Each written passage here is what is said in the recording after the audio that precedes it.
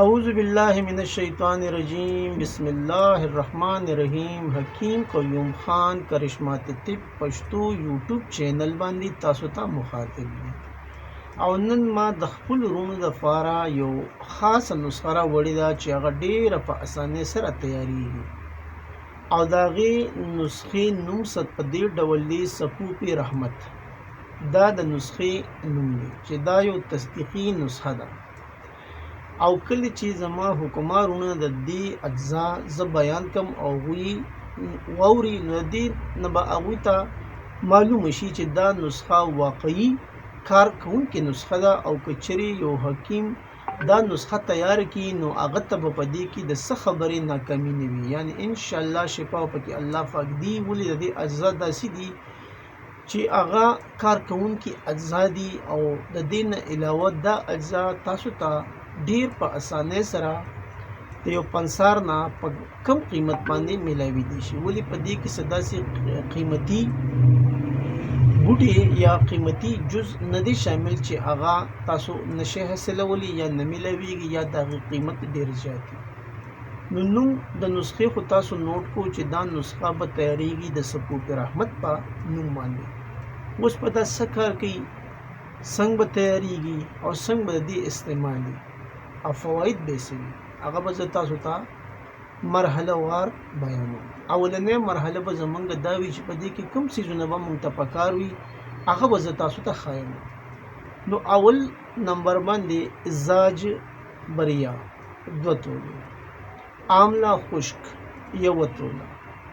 دانا الایچی سبز 1 توله، سندل سفید 1.5 توله، پوست ریټا 2 تولې او د دې نه علاوه په دې کې بل څیز نه لګي، صرف خالی کیپسول به تاسو ته پکار وي. اجزا یو پیرا بیا نوٹ کړئ. زاج بریا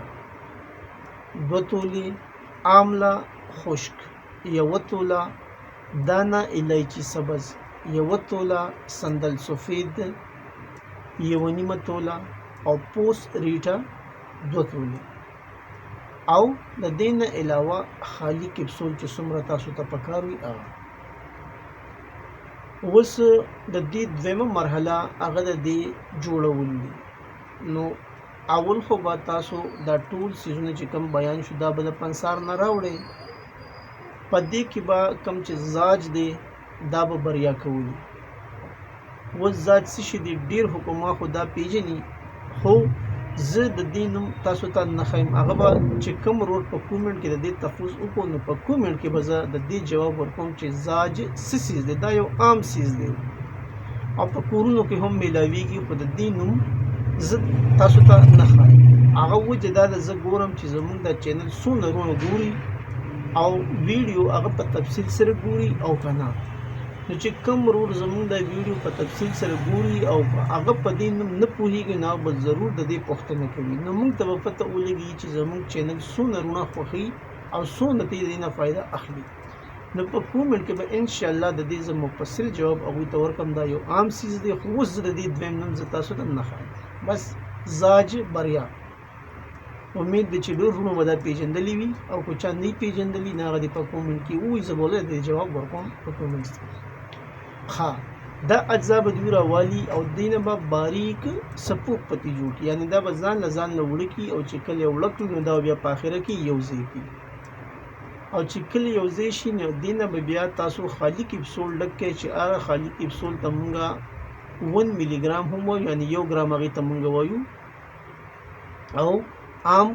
اصطلاح کې هغې ته 00 کیپسول مونږ وایو، یعنی 1 ګرام یا 00. دا به تاسو راواخلئ، دا کیپسول به د دې نه ډک کړئ. اوس درېیمه مرحله به د دې دا وي چې دا به مونږه څنګه استعمالو. نو د دې استعمال به په مناسبه طریقه سره کیږي. دا 2 ټایمه هم استعمالولی شي او 3 ټایمه هم استعمالولی شي. اوس به دا مونږه په دې کې یعنی بدرقه به څه شي، په کومه بدرقه کې به دا استعمالیږي نو هغه به هم زه تاسو ته ښایم.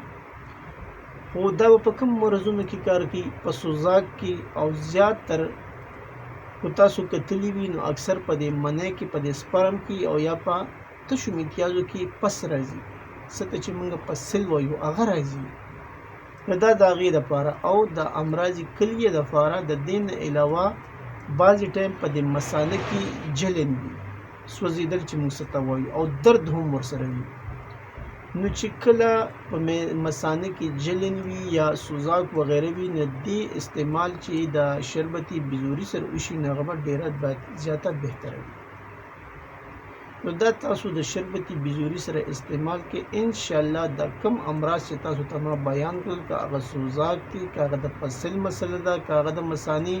سوځېدل دي او په هغې درد دي هغې کې به انشاءالله دا کارګر ثابتېږي دا یو اکثري او تصدیقي نسخه وه چې ما خپل وروڼو ته بیان کړه اوس په اخره کې زه د خپلو وروڼو نه یو غوښتنه کوم چې دا چینل تاسو سبسکرایب هم کړئ او ویډیو مکمل ګورئ او په دې ویډیو کې ما یو ټکی یو نقطه پرېښې ده نو زه ګورم چې کوم وروڼه د هغې په باره کې به تپوس کوي حکوما خو به د دې تپوس نه کوي ځکه چې هغوی په دې پوه دي خو چې کوم عام ملګري دي عام حکوما یعنې نه دي نو هغوی به د دې ټکي ضرور تپوس کوي انشاءالله جواب به ضرور میلاویږي او موږ ته به هم پته ولګي چې زموږ دا ویډیو څونه کسان ګوري آیا دا څوک ګوري د دې نه څه استفاده ورته حاصلېږي او که نه نو تاسو به دا چینل سبسکرایب کوئ هم شیر کوئ به هم او چې کوم ستاسو ملګري دي